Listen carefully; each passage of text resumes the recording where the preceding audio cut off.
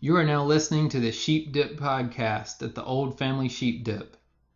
Like the Scottish and Irish immigrants who were their ancestors, the Shaw family and their neighbors were livestock herders.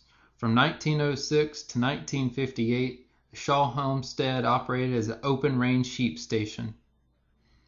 Every spring, shortly after Easter, the entire flock of sheep would be systematically herded into the barnyard area, sheared, marked, and then run through a sheep dip, a narrow concrete channel that was filled with water and chemicals to kill any parasites or mites that could otherwise infect the sheep.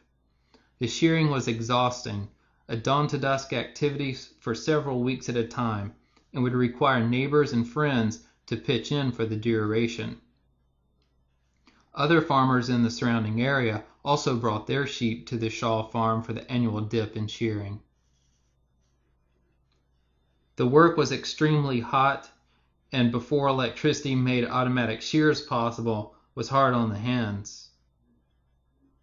The wool from the herds was stomped down into sacks and taken by wagon to the Poplarville depot, where they would be sold for cash and placed on a train. The hot climate wool fiber was not excellent quality for spinning. Nevertheless, the wool provided families like the Shaws with their only real cash for the year, which was of vital importance, especially during the Depression and World War II. In 1957, a statewide stock law was passed requiring livestock owners to keep their herds behind a fence on their own property.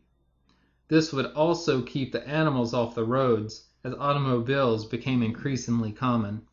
However, this law, once enforced, had major consequences for the Piney Woods herdsman culture.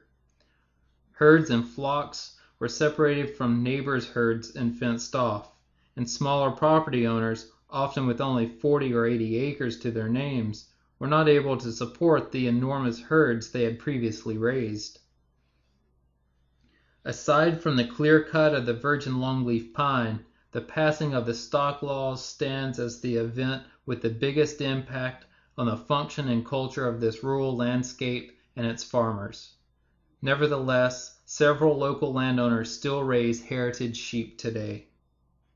Please proceed along the sheep dip trail to learn about local livestock, which once grazed freely on the open range.